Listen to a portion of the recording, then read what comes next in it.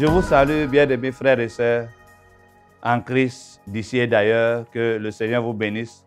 Merci d'être attentifs sur cette chaîne qui répand la vie de lumière, TV Chandelier.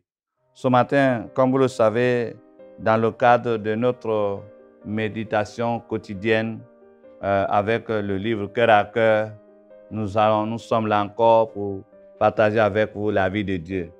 Et le thème qui a été retenu pour vous ce matin se trouve à la page 185 de notre livre, dont le titre c'est « Que ton cœur n'envie point les pécheurs ».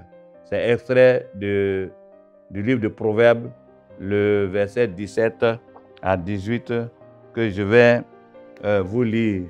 Proverbe 23, 17 à 18, il est écrit, voilà, 17 à 18, il est écrit, « Que ton cœur n'envie point les pécheurs, mais qu'il ait toujours la crainte de l'Éternel, car il est un avenir et ton espérance ne sera pas anéantie. » Je reprends la lecture.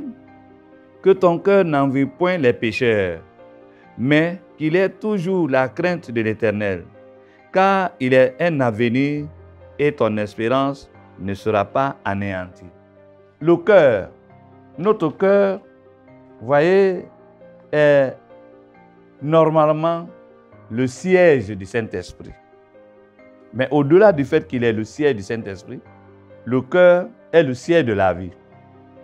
Vous voyez, le cœur est composé de deux éléments fondamentaux, à savoir l'âme et l'esprit. C'est les deux éléments qu'on trouve dans l'homme.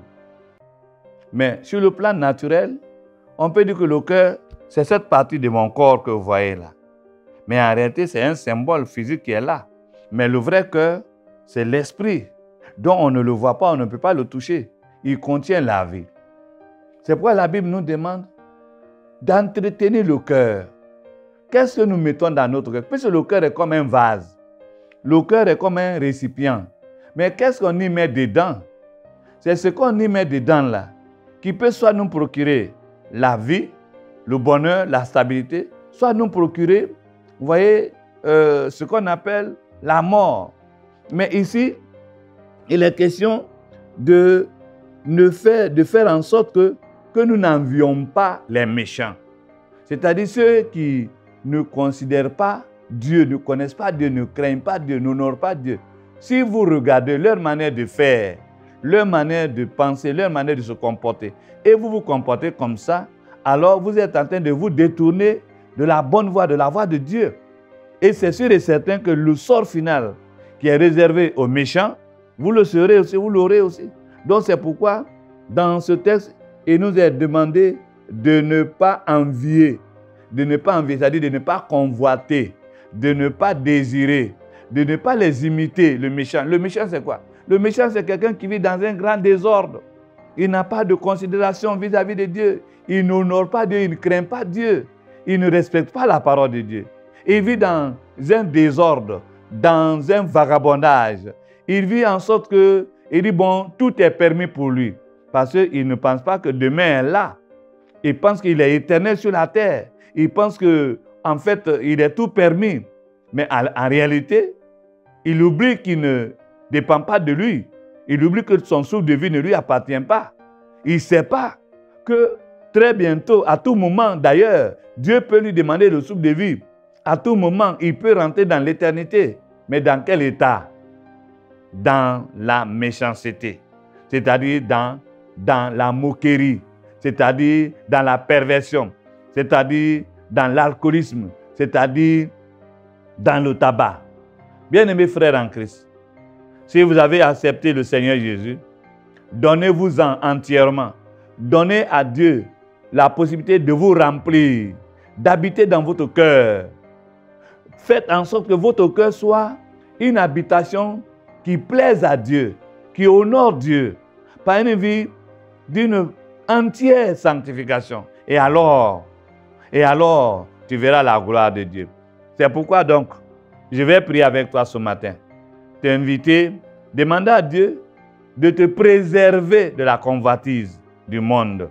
Seigneur, merci de ce que tu permets à ton serviteur à ta servante de ne pas envier le monde, mais de te suivre dans une pleine espérance.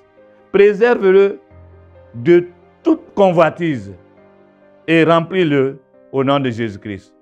Merci parce que tu nous as toujours exaucés et tu le fais encore pour la gloire de ton nom, au nom de Jésus-Christ. Amen.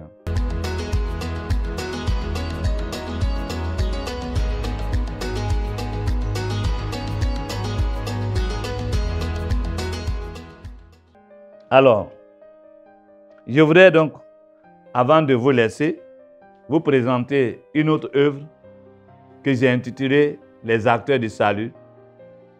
C'est un manuel de formation sur cette question fondamentale de la vie chrétienne qu'on appelle le salut. Ici, dans ce livre, j'ai répondu à 3 questions. Qu'est-ce que le salut par la foi en Jésus-Christ? Quelle est sa nécessité? Et quels sont ses principaux acteurs qui travaillent au salut? Nous avons Dieu, Dieu qui est le premier acteur, c'est lui qui a fait l'homme à son image et qui veut le racheter. C'est pourquoi il a donné Jésus-Christ pour le salut de l'homme. Le deuxième acteur, c'est l'Église que Jésus-Christ a établie dans ce monde. Et le troisième, c'est enfin l'homme qui aspire au salut. Vous le trouverez à la librairie OMSI. Il est à 1000 francs. Que Dieu vous bénisse.